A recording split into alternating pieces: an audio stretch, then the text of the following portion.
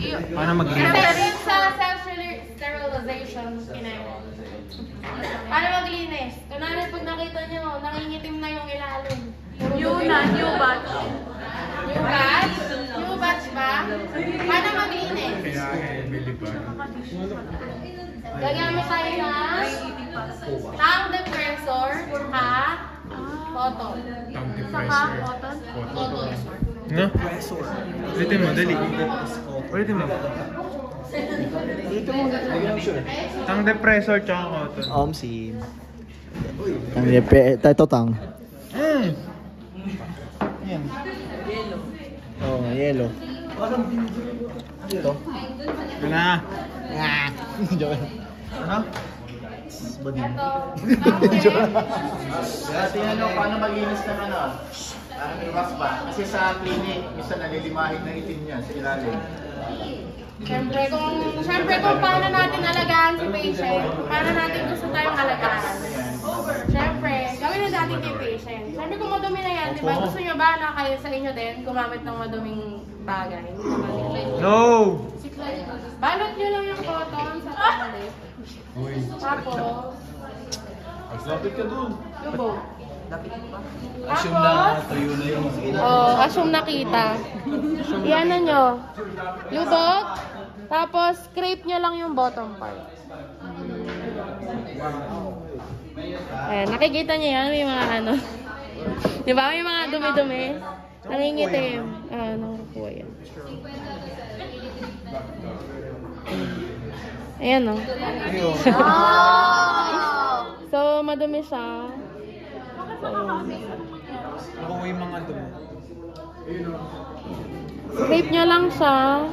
Huwag masyadong ganon. Kasi syempre, gumaganon yung mga dumi, di ba? Imbes na makuha mo lahat, kinakalat mo lang. Pero usually talaga yung dirt, nagsisettle siya sa ilalim. So, ayun. Sobrang dumi, di ba? Kasi usually, gawain din niya ng intern. Intern din ang maglilinis niya. So, ayun. Pero yung mga wax toy, madalas kasi, ano yan eh, staff ang gumagawa niya. Sayo ka muna. Lagi na. Moving on. Cryo. Ang galing nun ah! Sabi niyang din. Ay, sorry ma'am. Hi guys. Hi po. Hello. Okay, mag-start na tayo sa cryo. Ano yung mga alam niyo sa cryo? Malamig. Hindi, para saan si cryo muna? Anong application natin? Cute. Ano, mag-example kayo ng case na pwede natin i-apply sa Nasal sprain. Nasal sprain. Ano pa? Body pain. Ano pa? Strain. Sa edema, pwede ba?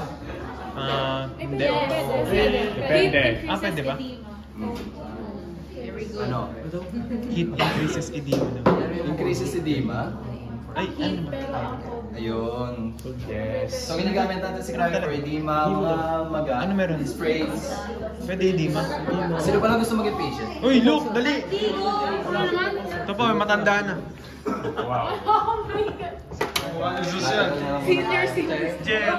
Jeria. Isa namin sa population.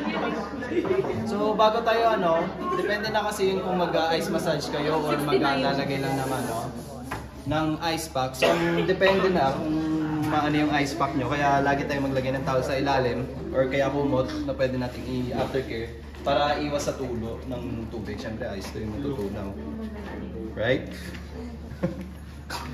So, siyempre, kapag ice pack or itong gel-like na mas mahina siya compared sa next or ano yung kontra nito na mas malakas. Cryo. Hindi, ice pack at saka Di pa mo kami. sa PowerPoint yun, guys. Di pa kami umabot. Hanggang Si hit Look po, Medtech. Hanggang hit lang ba? Tignan mo, nakalimutan Hit ko lang rin. ako. Uy, Sino daw nag-cryo na? may nag-cryo na ba sa inyo?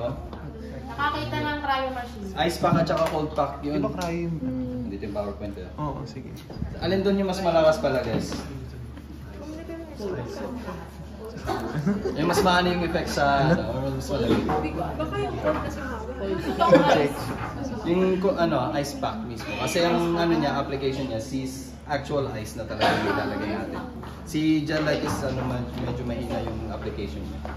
So ayun, isang balot lang natin para kahit pa paano maramdaman ng patient yung lamig. Tapos papatong lang natin siya. Ilan yung parameters natin dito kapag ice, guys? Parameter. Ilang minutes? 10. Kapag nag-apply? 10 to? 20.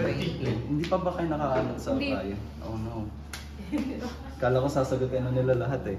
Anyways, 10 to 15 minutes siya kapag mag-a-apply lang. Tapos ang gagawin natin, double check pa rin kahit ice siya. Hindi naman natin pwedeng sabihin hindi siya mainit, hindi siya makaka-burn. Double check pa rin natin. Kasi 'di ba may yung factor ng ice. Nakaka-burn siya kapag prolong na talaga.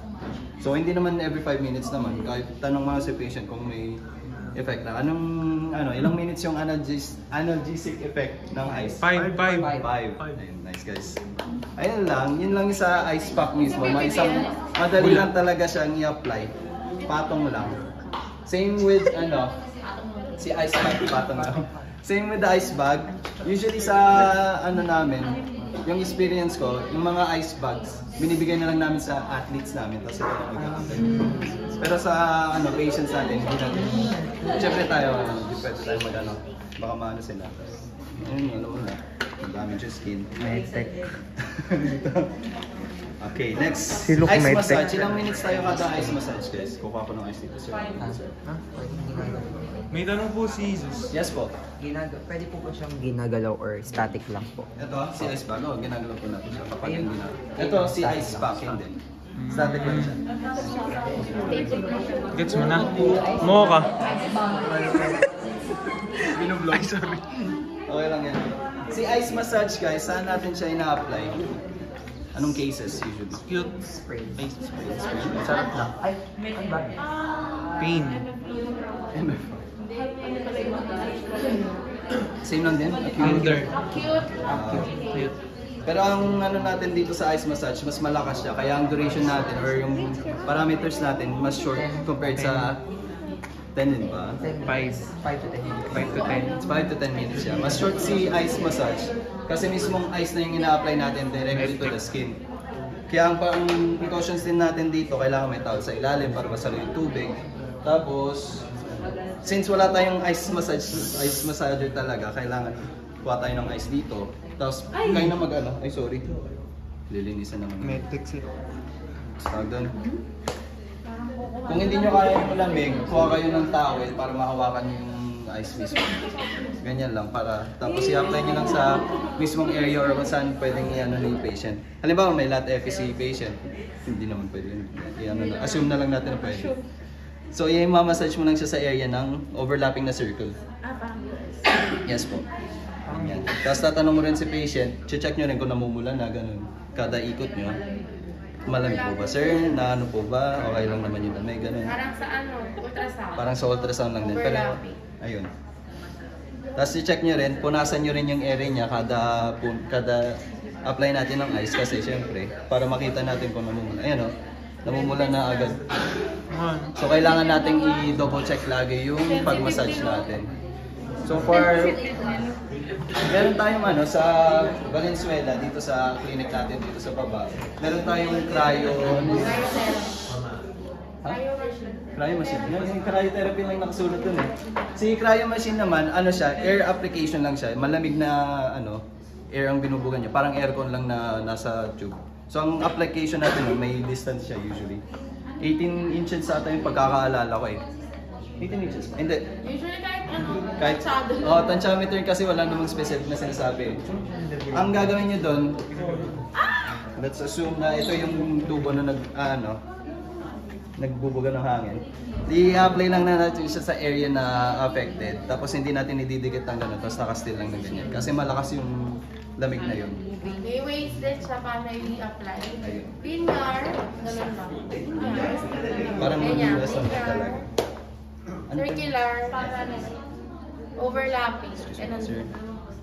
Ano pa yung alam niyo sa cryo na pwede natin i-apply? Yung base of coolant. Sa alam niyo ba yan? Vapoculant spray. Vapoculant sprays.